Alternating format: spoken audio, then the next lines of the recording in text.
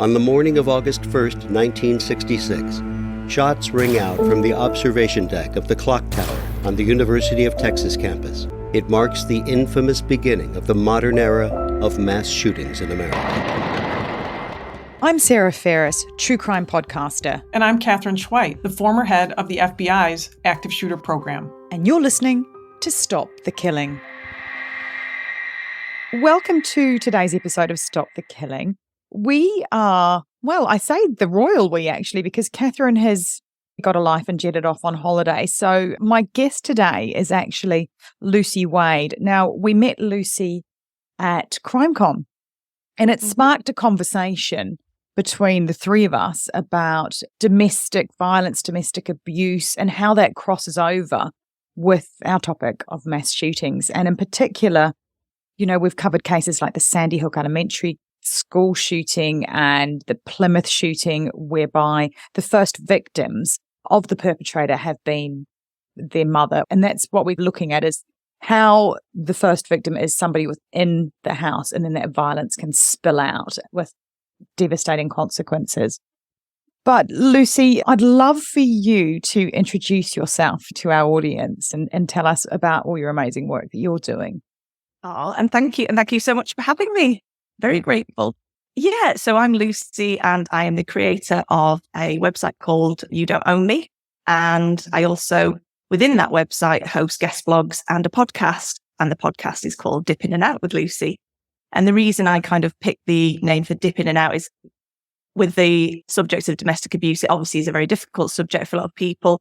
And if you're looking for support and you're looking for things to listen to or to watch, then it can be quite traumatic. So the idea was that you could just dip in and out, stop when you wanted. If you didn't want to carry on, a lot of the time with domestic abuse, the control has been taken away from the victim and the survivor. So I'm trying to give that back to them, to say it's on your terms, how you listen, how you watch, how you engage. And basically just trying to connect with as many professionals who are doing some amazing podcasts. For example, Charlotte Hooper, Cyber Helpline, she did one on cyber stalking, to sort of bring that into the limelight, where obviously, you know, for many, many years, we've thought of domestic abuse and stalking as an in-person crime, whereas actually cyber stalking is on the rise, and a lot of people don't even realize that they are being stalked online. You've just given me a chill right down my spine. It's not even on my radar, cyber stalking. But just even today on Instagram, I had those, you know, no profile, no followers, people starting to follow. And, I just ignore them and don't think too much of it. But I think what I'm hearing is I might need to go to listen to that episode, Lucy. Absolutely. It was fascinating because, as well, a lot of the time, you know, the restrictions that are put on a victim or a survivor, if you have managed to remove yourself from the abusive situation, a lot of the time, you don't feel comfortable using social media. So you're already isolated even more by the fact that you don't want to use all the different social platforms, because you are afraid that they will set up a totally separate account, you know, a fake account, which obviously does happen. Then there's obviously the issues with, well, by that point, you just don't feel safe. You just don't feel safe being able to use anything. And then when you're trying to explain it to people, they kind of go, oh, I think you're being a bit dramatic. You're being a bit, you know, extreme there. But the problem is you're not being extreme. It is more often than not, truth is stranger than fiction, as they say, don't they? So a survivor will have that intuition and know, because as much as the perpetrator knows their victim inside and out, because that control and that power has been going on for so long, a victim also knows what that person has been doing to control them. So it's a kind of, sometimes once you, as they say, come out of the fog, if you like, and you see what's been happening and you realize it's not normal behavior, then you do start to analyze it yourself and go, okay, so that wasn't normal behavior, but that's a typical, you know, MO of theirs to do X, Y, and Z. And it can take a long time. And for some people, they obviously never realize it, which in the case of the shootings with the mothers, you know, obviously it's devastating. Can you maybe, as you say, dip in a little bit to your story and how you came to be in this advocacy role in the first place? Yeah, absolutely. So I was actually a service user myself, which more often than not, you find people who work within the domestic abuse sort of environment have had some sort of element of domestic abuse within their own lives, whether it's a family member, a friend, you know, it has affected you. And more often than not, then you would like to go out and volunteer, which is what I did. So having been a service user, I then volunteered for my local domestic abuse charity. And from that, I then worked for them. And I worked one-to-one with victims and survivors. And it was an incredible role, so rewarding beyond words. But I felt that a lot of the time when the support is there, it's there for a limited amount of time because obviously funding, like everything else, runs out. And what do you do then if you can't keep going to that course you've been going to for 6 weeks? I always say domestic abuse, it's not like recovering from a cold. It is something that will go on for a very long time. And it's a lot of unpicking. It's a lot of working through a lot of the things you've had to deal with. And that doesn't go away after 6 weeks. Victims may return to the perpetrator. They may refer themselves back in for support. And it just seems to be going around and around. So I thought, well, if you had a website where anybody could go, it isn't exclusively for men, for women, it's for anybody, including family, friends, work colleagues. Very often they don't know how to support people within, their own families who are going through abuse. And I think that's a big element that I wanted to draw attention to is they need the support as well, because even though they haven't been impacted by it directly, hasn't happened to them, they are then trying to support their loved ones and haven't got the tools to do it. And the reason I called it You Don't Own Me is because I felt it was really universal. It didn't scream any particular area of any person. It was just that's for everyone. It's not statistics. It's not intimidation. It's just conversation. And that's all it is to make that a really easy conversation to have. Because unfortunately, for many, many years, domestic abuse is something that's been spoken about in the shadows. We don't talk about it because we don't understand it. And I don't see why in kind of this day and age now, it isn't a conversation we can all be having. Because if we can help future generations to see, well, actually, that behavior isn't normal. And you don't know how much learned behavior goes on for a child at home. When people are in these, and I'm using a very broad brush here, when people are in situations, but I liken it back to the con stories that I've done in the past. And the people that are in the midst of being conned or in the middle of a fraud can oftentimes not actually see what's happening to them.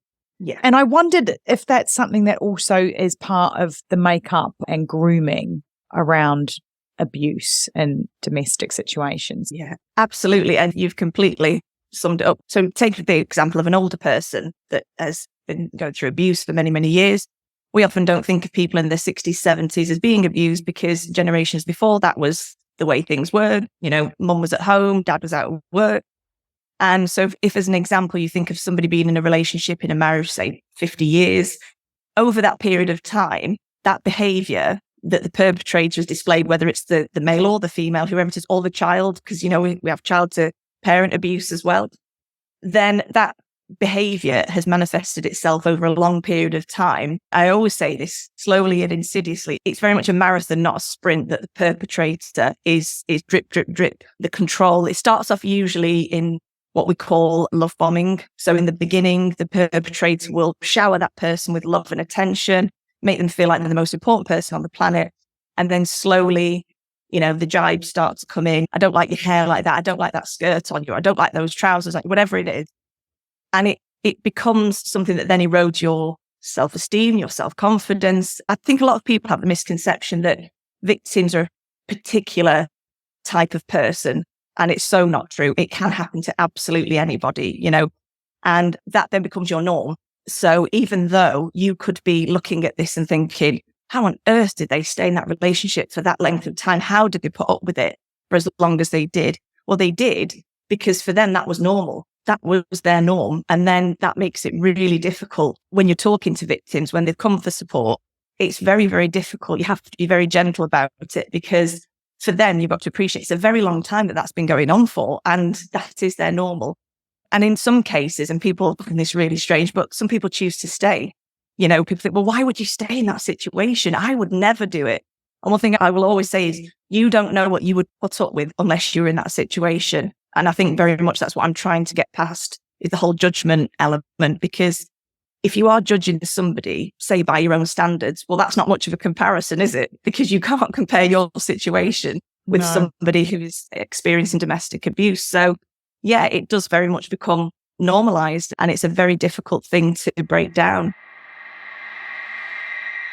I mean, there's so many parallels with what you were saying to those victims of fraud that I've dealt with, in Conning the Con and Clueless. And that insidious is the perfect word for it. That slow, insidious grooming and narrowing people's reality to make you fit in with their narrative. And I totally understand what you mean about that whole, we need to change the narrative of the victim shaming, the victim blaming conversations that happen. Because when my sister was conned, I, as an outsider, couldn't understand how my intelligent, beautiful, smart sister, how she could then still have got so far down the rabbit hole with this person. And that's why we both dived into the psychology of it to try and understand and strip back. Actually, hang on, what is going on here? This isn't a normal situation. And I think you've hit the nail on the head. People can't understand or actually even grasp how deep the control and the power goes that these people frame up around their victims. And saying that now, you just made me think of something we used to use in the charity I work for when we did a lot of the support work. We'd use the example of Stockholm Syndrome. So obviously this is the trauma bonding. So when you are trying to explain to people, why would you be so bonded to this person? Because they've made you believe that you cannot survive without them. And then when we use this example of Stockholm Syndrome, where, the captors were falling in love with the captor, and, I think one in particular, they even got engaged, it's so deep psychology beyond words that I think it's really hard sometimes to explain to people. They built this trust between them, and it's like they're in a bubble. Yeah. And anybody that is the victim and the perpetrator, no one is going to come between you and your victim, or you and the perpetrator. No one. It's the two of you against the world. That's why isolation is a big factor in domestic abuse, and, remove you from your family and friends, remove you from work. You don't need to work. You can stay at home, all those elements. And I think the Stockholm Syndrome sort of example is a really good way of trying to explain to people, well, it does happen. You do become so reliant because it's the fight or flight scenario. What are you going to do? Are you going to fight this person? No, because you can't win. So what are you going to do? You're going to try and coexist with them, but under their power and control. It's a very complex subject. So complicated. It is so complicated. And I think, if you're listening to us out there now and you're thinking, listen, I don't get it. Stop, take a moment and just educate yourself around that whole element of grooming, because, a lot of the time these perpetrators, they're wolves in sheep's clothing. There's a psychology behind it. I think the term I've heard before is a psychological mask, and they can mirror back to you what you want to see, and, what the outside perceives looking into a domestic abusive relationship. It might not have the red flags that are obvious, because these perpetrators are reflecting back that psychological mask, both to the victim and to the outside world.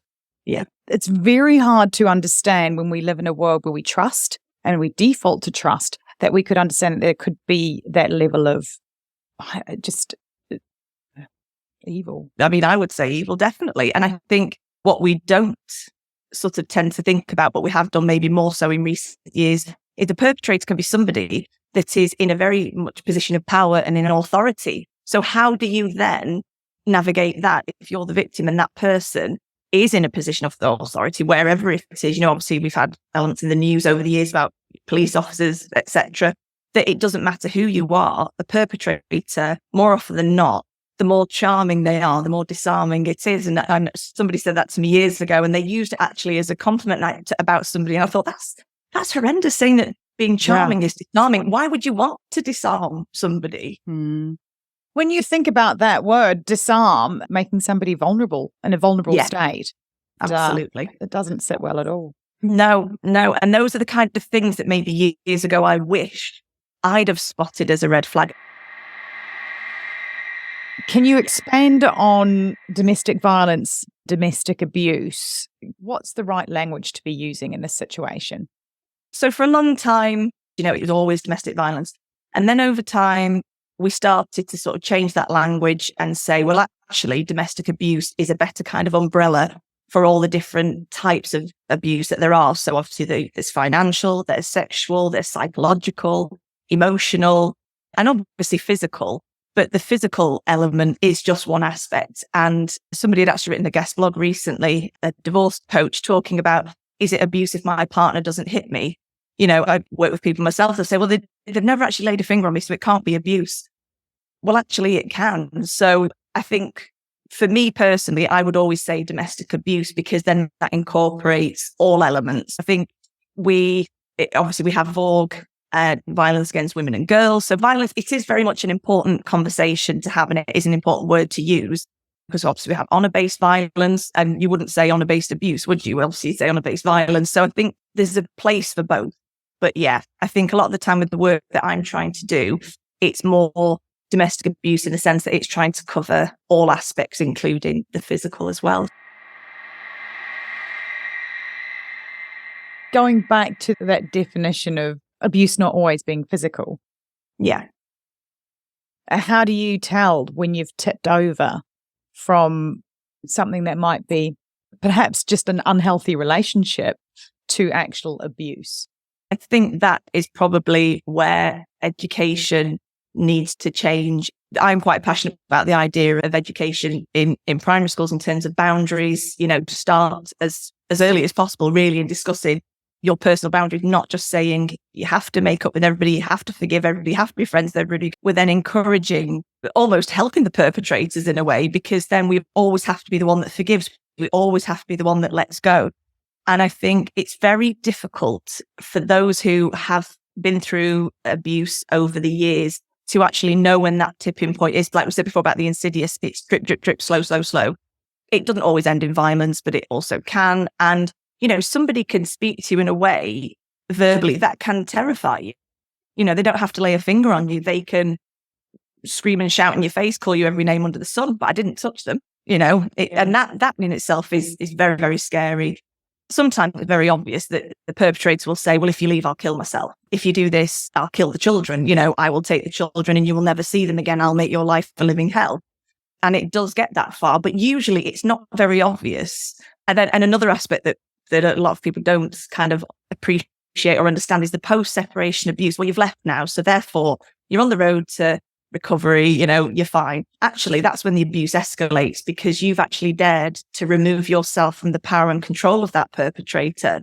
So more often than not, it will not get better. It will get worse. And it will get worse for probably quite some time, especially if children are involved, because they do not want to lose that power and control. How dare you think you can live without them? So it is really difficult to know when that tipping point is. But I would say post-separation abuse is something that's being talked about more now, which for me personally is very important. I think it needs to be discussed more, because I don't think there's that understanding yet that post-separation abuse is something that is really, really dangerous.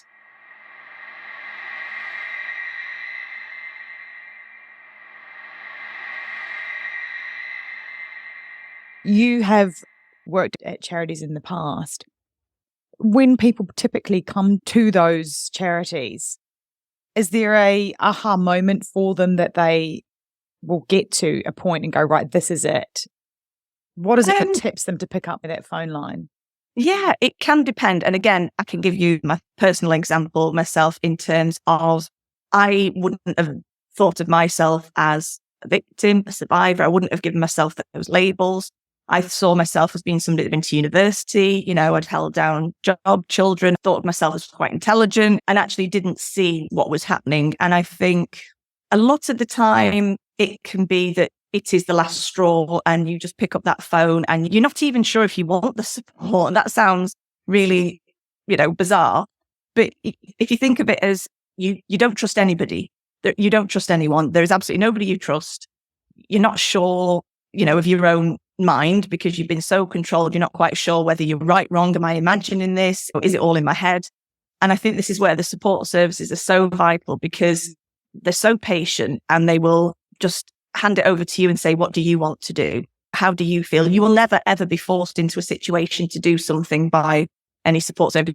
They will just be there to support, to help, to talk. And a lot of the time, there's so much unpacking and unpicking of things to do, that it is the courses that you attend that are the things that make you go, okay, I didn't really want to come here because I don't want to be labelled as this. And then when you start talking with people who have, and I always say this, domestic abuse or domestic violence, no two situations are the same. There may be similarities. There may be things and elements where you go, oh yeah, okay, well that I see that.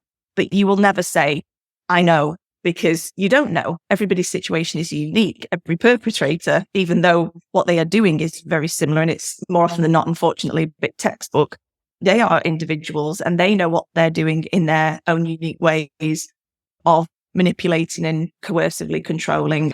For me personally, I did have an aha moment. It was Oprah Winfrey, and she was talking about, can you ever forgive after trauma? And I just walk along, headphones in, you know, that's my kind of go-to. But they were saying forgiveness is when you give up the hope that the past could have been any different than it was. You know, the woulda, coulda, shoulda. It's never going to happen. So the second you can accept that and say that it was never going to be any different, but what I can do now is move forward one day at a time in my own space, my own pace. And that for me personally was a bit of a eureka moment, was like, oh my God, yeah, okay. So, you know, there's no way you can think, well, if I'd have done this, they may have behaved in a different way. They are always going to behave the way they want to behave because the world is about them. There's no empathy. There's no compassion. It is all about their wants and needs. And a big part is feeling validated, I think, a lot of the time. That's the word that keeps coming back to me. You may have friends and family around you, and that's fantastic.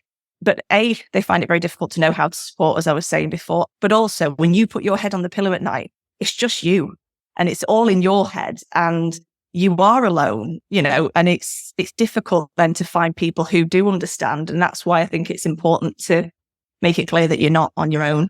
Definitely not. Is there any fear about when people pick up the phone to report it that they can't put the toothpaste back in the tube, in terms of it becomes a train that they can't get off? Perhaps the police get involved.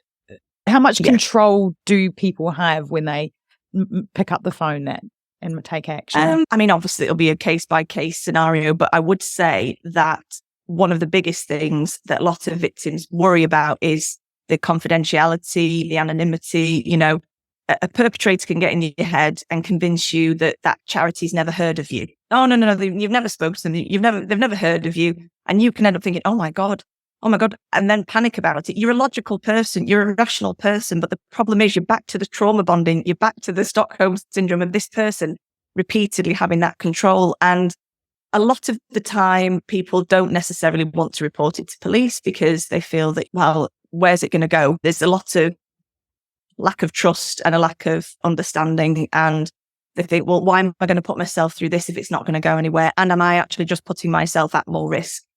And yes, it is all obviously confidential. It is all anonymous when you do contact a charity, for example, and they will support you in that way. And they certainly would never give out any of your details. But that the problem is for a lot of victims is they feel so scared that they're not sure who to trust. And that's what you will always keep coming back to, because one thing I tried to do in one of the blogs I'd written was talking about trust, saying, you know, you feel like your trust has been broken, but actually it hasn't, because what you placed your trust in was something that wasn't real. That person was playing a part the whole time. They weren't real. They weren't genuine. So actually your trust is completely intact. And if you can change your mindset and think in it, that's my probably a bit of philosophy coming out there from uni. But anyway, it was just something that helped me at the time. And I thought, well, if it helped me, it might help other people to think, you know, you can trust again. And yes, you have every right to say it's going to take time. And I don't have to trust straight away. It's giving back that control to somebody that's had absolutely no control for a very long time. But definitely support services are there to do their utmost to help you. And obviously, if they think that children are at risk or there's obviously safeguarding concern, then obviously they'd have to take it further. And again, it's a worry when you have children. You think, my children are going to be taken away from me. Is this going to happen? Nobody would ever want that to be the scenario, obviously. But unfortunately, those sort of things do happen. And that's why a lot of the reporting goes undone, because people don't want to report because of fear, you know. And that's where that kind of element needs to change about, well, actually reporting is the only way that you will have any evidence of what has been happening. It's very difficult. We touched on earlier the profile of a victim of domestic abuse. It's not what you might expect, or maybe there's perhaps not one particular profile. Can you speak a little bit to what that profile is, if any? And also, can we talk about that slippery slope, that narrowing of how you end up in that situation in the first place? Are there red flags along that pathway before you get really deep in that we can be aware of? Yeah. So I suppose in terms of what is a victim, it really can be absolutely anybody. Your mom, your dad, your grandma, your granddad, your nephews, your nieces. It really can be anybody. A victim may be somebody, again, I'm speaking from personal experience, somebody that maybe has low self-esteem. So they allow somebody then to take over. Maybe for some people, it might be there's been trauma in the childhood. So again, they may find it that they attach themselves to somebody that they think knows better than they do. A lot of the time, the perpetrator will make you believe that they are the only one that can help you in life. But in saying that, the love bombing aspect is just so slow that the red flags could be there from day one. For example, you're at university, you want to go out for a night with your friends, but your boyfriend, girlfriend, whoever says to you, no, they're going to come out with me. We're going to go for dinner. So as the victim, you think, oh, that's so lovely. That's gorgeous. That's really nice. That's them being so protective and loving of me. Actually, no, that's possession. You are a possession of theirs and they don't want you having fun or going off with anybody else. They want you to themselves. And that can be the first few weeks of the relationship. That's in terms of like an intimate relationship, but it can be something as early on as that. It's how you interpret what they're doing, because you may want to believe that what they're doing is being protective, whereas actually what they're doing is ensuring that they are in control and possessing literally your every move. I think it's very difficult in terms of children. Sort of, I'm hopefully doing a podcast the next few weeks with a CYP, Children and Young Persons Manager, who is going to talk about that element, because for children, it's very different in the sense that if it's a parent that's the one that's being abusive, that child will love the parent no matter what. And that's an element people can't understand is, well, why would you love a parent? Because it's your parent at the end of the day. You love them. It is in you. It is in you to be loving. And children are very innocent and very loving and very kind.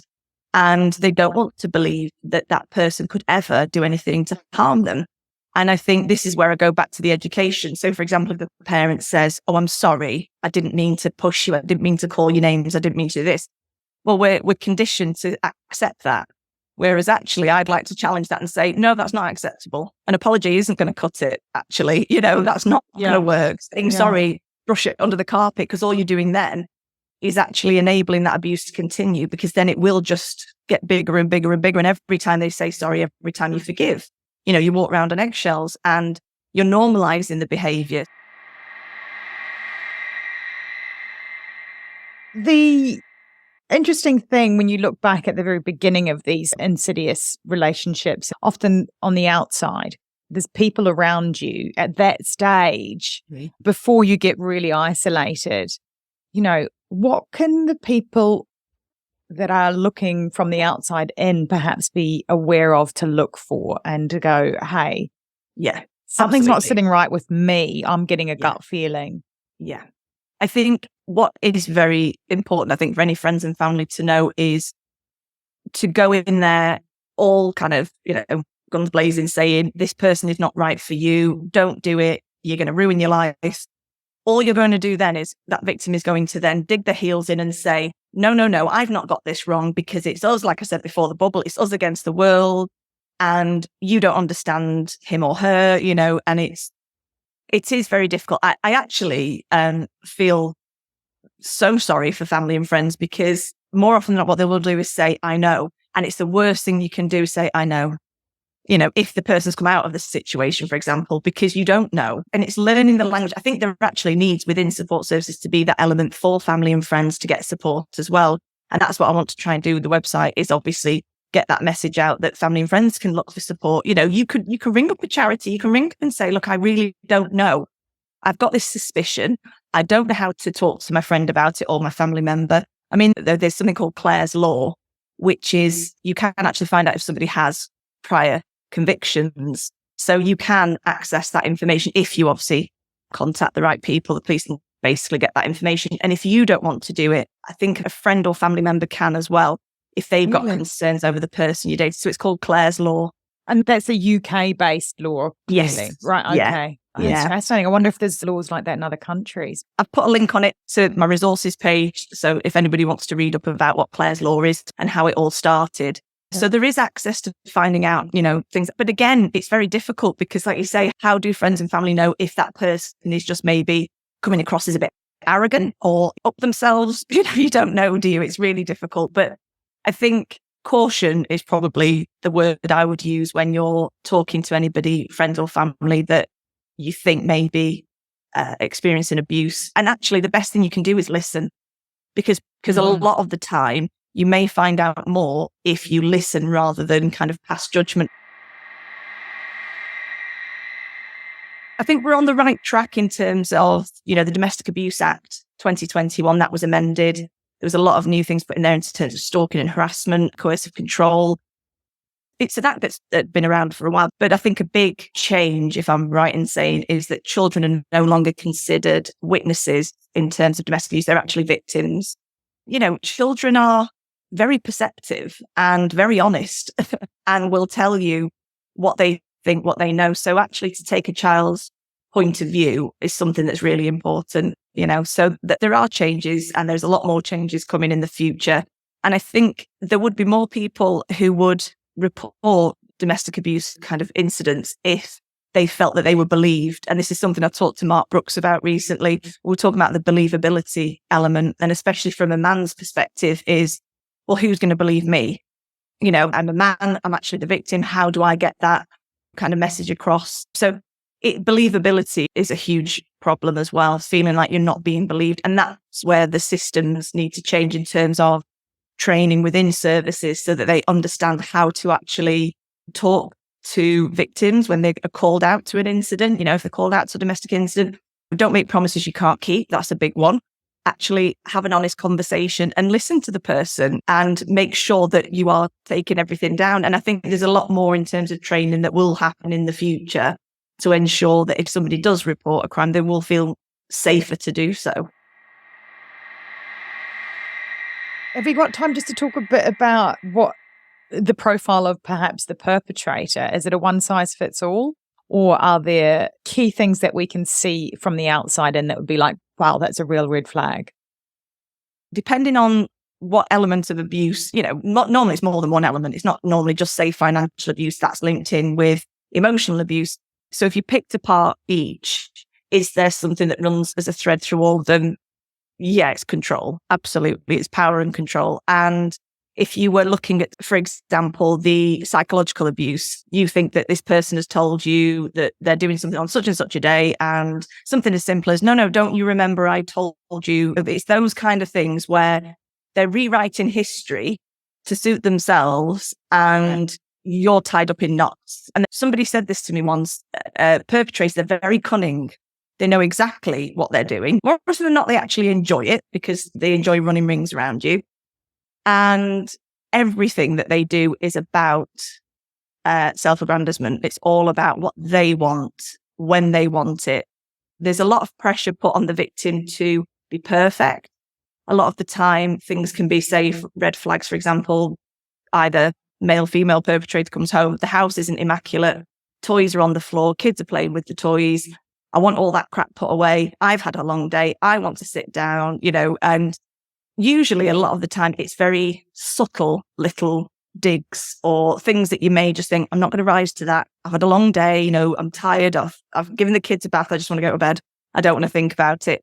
It will, again, go back to the insidious aspect, is it will very much drip, drip, drip. It will be lots and lots of little things that are said over a long period of time. And lots of things that, are done. Financial abuse. I did a podcast recently with a lady called Rosie Lyon. We talked about financial abuse. Some people are tied into living with the perpetrator because they've got a mortgage together. Well, now the banks are trying to look at that, and you can ring up and get support and say, look, I'm really struggling. I'm having to live with the perpetrator. We're tied in. And years ago, that wouldn't have happened. It had just been, well, you'd either have to leave or you're just going to have to, ride it out till everything's sorted, which would be absolute hell for somebody living in that situation. So it will always undoubtedly come back to power and control. And somebody asked me the other day, Are people kind of born that way? Is it that they develop that through things that they've seen? And I think it is very much an individual, I suppose. It depends on where you've grown up. You know, if you've grown up in a very loving family where there's respect on both sides and you're very open as a family and you have those conversations, the likelihood is domestic abuse is not going to take place in that environment. But if there's a lot of manipulation, there's a lot of shouting, screaming, verbal abuse, then that becomes their norm. So, you know, they say nature versus nurture. I did speak to a psychologist a couple of years ago, and she's a friend, and she was saying, as long as you have one stable parent, you're okay. And I thought, all right, the baseline is just have one stable parent. But it is difficult. And I think it's very hard to pinpoint why somebody would want to behave that way. That's another thing that it does come down to, is they choose to behave like that. It is a choice. They are choosing to abuse you. They are choosing to control you. What it comes down to, as I said earlier, is it is all about them.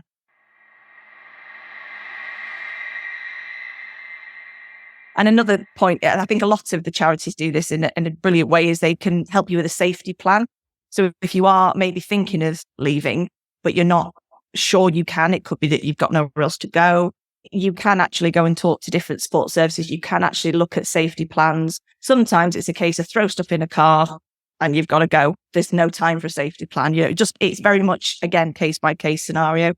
But I think if you can have some kind of plan, it can also make you feel safer, in the sense that you've got something there that's yours. You don't have to leave it at your house. If you've got somebody you trust, a friend or a family member, you can say, I want to leave this with you and I'm going to work on it. Or again, this is back to the cyber stalking. When you look at your phone, think of having your location off. Don't have your location on all the time. You know, look for things like the kind of spyware apps, those sort of things. If you look through your phone to see if you are being tracked. So if you were going to go in person, maybe to a support service rather than use the phone, it's those kind of things. But yeah, you can definitely look at a safety plan and see what's best for you, because it definitely is unique to each person. And if you are going to stay in that situation, you can also contact support services to ask, how can I stay safe? I'm not going to leave. You're not going to convince me, and that's fair enough. It's that you don't know why that person wants to stay, and we should never judge. But if they do want to stay, how can they stay in the safest way possible? People just don't know the supports out there. Yeah. I mean, well, that brings it round to that question of how do you assess risk when you're getting these calls in? And then what can you do to mitigate it tipping over into that next level of where we get to the domestic homicide situations? I'm actually recording a podcast in a couple of weeks with a chap called Tony Blockley, and he is head of criminology, policing and investigation at Leeds Trinity University. And what we are going to be focusing on is a conversation around domestic homicide. It's not an area that I personally have that much information about, which is brilliant, because that's exactly why I'm doing the podcast, is I'm educating myself at the same time as everybody else has been educated. I might know certain things, but I don't know everything. And obviously one of the things he wants to discuss is the idea that, you know, if you are trying to assess risk, so police, children's services, if they're trying to assess the risk of somebody, it becomes very difficult when that victim doesn't see themselves as at risk, because unfortunately for them, this is normal. You know, this is their life. So if it is that point where it has escalated and there's a lot of physical violence, it doesn't necessarily mean that victim will say, enough's enough, I'm done. It could be, well, actually, this is normal to me. So it's very, very difficult for professionals to then be able to assess that risk. You know, you can't physically remove somebody from their own home and say, you're at risk here, you have to leave. If two people choose to stay together, it's very, very difficult. And a lot of the time, in the past, maybe the perpetrator wants to be there when the victim is talking to, say, the police, for example. Well, actually, you know, you can have that conversation without them there. And you want to have that conversation without the perpetrator there because you want to be able to be honest. But do think that's going to be a really interesting one, because he's worked on all sorts of cases, and domestic homicide is something obviously that he's specialised in. Lucy, honestly, it's been such a joy to talk to you. I just could speak all day. I think there's so much crossover between cult leader, the con artist, the domestic abuser, and how they weaponize power and control. It absolutely needs to be unmasked. I'm looking forward to being with you in Glasgow, because you're going to be with us at CrimeCon with your podcast, aren't you, on Creators Row? Yeah, I'm very excited. So Yeah, I'll be there in September and get myself prepared beforehand. But I've got you there to guide me, so I'll be fine. Oh, I like to think of that as the blind leading the blind there then. If people want to find you and all your amazing resources, point them in the right direction. So you can either go over to the website, which is ydom.co.uk, nice and straightforward. On there are all the podcasts, the guest blogs, but also there's the YouTube channel. Again, You Don't Own Me, and that's got all the podcasts on, and over on Spotify now as well. Be able to find the Dip In and Out with Lucy Mollett. It's brilliant. Thank you very much for joining us, and we'll see you in Glasgow. Yes, see you in Glasgow. Thank you.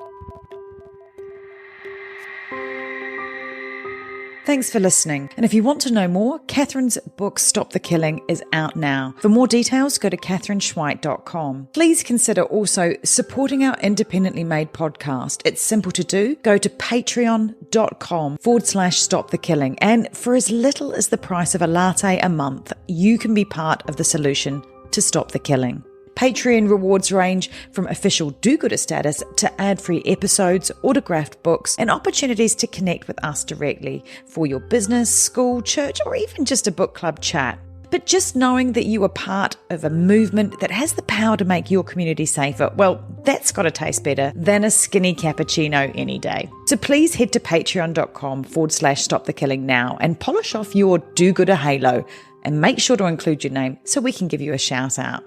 This podcast is a Conmunity podcast production. That's Con with an N. If you want more content, then head over to Conmunity Podcast at Instagram, where you'll find trailers on more binge-worthy true crime, like the award-winning podcast Conning the Con. And check out our show notes for all the links mentioned.